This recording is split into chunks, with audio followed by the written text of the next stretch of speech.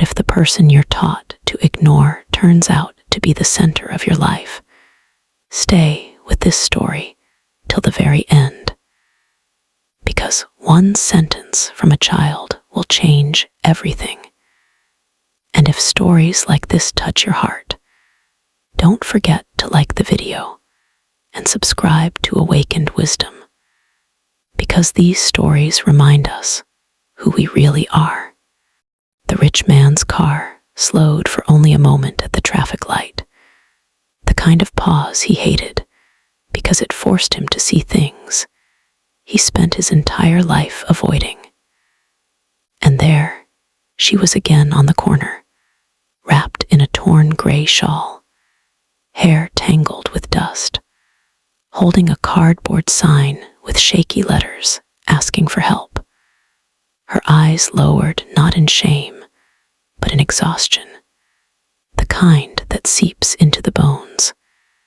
And without even looking properly, he waved his hand at the driver with irritation, as if poverty itself were an inconvenience created just to annoy him, while his 8-year-old son sat quietly in the back seat, watching everything with eyes far more observant than his father ever noticed.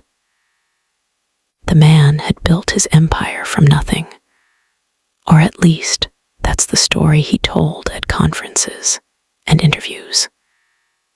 But along the way, he'd learned one rule he lived by: never look back, never slow down, never get distracted by weakness, because weakness was contagious. And as the light turned green, he felt that familiar relief of motion, until a small voice cut through the hum of the engine and the city noise like a blade. "Dad."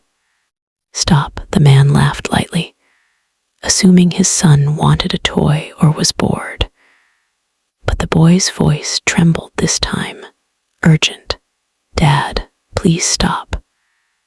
And something in that tone forced the man to signal sharply, the tires screeching as the car pulled over, his annoyance flaring. "What is it now?" he snapped, already reaching for his phone. But his son had unbuckled himself and was staring out the window, his face pale, his eyes fixed on the woman at the corner who had lifted her head at the sound of brakes. And then the boy said words that shattered the man's world into before and after. "Dad, that's Mom." The city seemed to vanish, replaced by a roaring silence inside the man's head as he stared at his son in disbelief, a cold laugh escaping him. "That's not funny," he said. But the boy wasn't joking. Tears were spilling down his cheeks as he pushed the door open and ran toward the woman, calling out, "Mom," with a certainty that terrified his father, because buried under layers of denial and time, something inside him recognized that voice, that posture, that scar near her eyebrow he hadn't seen in over a decade. Memories he'd locked away came crashing back, late nights in a tiny apartment, dreams whispered over cheap dinners, a woman who believed in him when he was nothing, a woman named Anna who had once held their newborn son while he promised he'd come back after one last business trip, a promise he broke when success arrived faster than his conscience. Because when money came, fear followed, fear of responsibility, fear of being tied to the past. And so he sent money, then excuses, then silence, convincing himself they'd be better off without him, that she'd move on, that the child wouldn't remember. But here they were. The woman froze when she saw the boy, her hands trembling as she reached out, her voice barely a whisper as she said his name, the nickname only she had ever used. And in that moment, the man knew there was no escape, no negotiation with truth, and he stepped out of the car slowly, the weight of his tailored suit feeling absurdly heavy as he walked toward the life he'd abandoned, while people around them stared, some curious, some judgmental, none knowing the war unfolding inside him. Anna, said, and her eyes met his not with anger, not even with surprise, but with a deep, quiet sadness that hurt more than rage ever could. And she smiled faintly at their son, brushing his hair with fingers rough from years of struggle.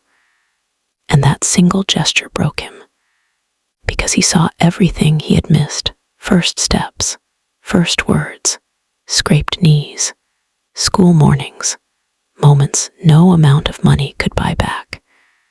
And he fell to his knees right there on the pavement, ignoring the stairs, the dirt staining his clothes, because for the first time in years, he wasn't the rich man, the CEO, the untouchable figure. He was just a father who had failed, and his voice cracked as he said, "I'm sorry," words so small for a debt so large. Anna listened silently as he stumbled through excuses that sounded hollow even to himself. And when he finally stopped, expecting judgment, she simply said, "I never wanted your money. I wanted you to remember us." And that sentence echoed louder than any boardroom applause he'd ever received. The boy held both their hands, standing between past and present, hope and regret. And the man realized something painfully clear. His son had inherited compassion not from him, but from the woman he had ignored on the street. And in that moment, he made a choice that mattered more than any deal he'd ever signed. He helped Anna into the car, wrapped his coat around her shoulders, and told the driver to go home, not his mansion, but the small house where real healing could begin. The road ahead was uncertain, forgiveness not guaranteed, wounds not magically erased. But as he watched his son rest his head on his mother's shoulder in the back seat, he understood that true wealth wasn't measured in numbers, but in the courage to face what you once ran from. And if this story moved you, if it made you pause and look again at the people you pass by every day, please like this video and subscribe to Awakened Wisdom, because sometimes the greatest lessons come from the moments we almost ignore.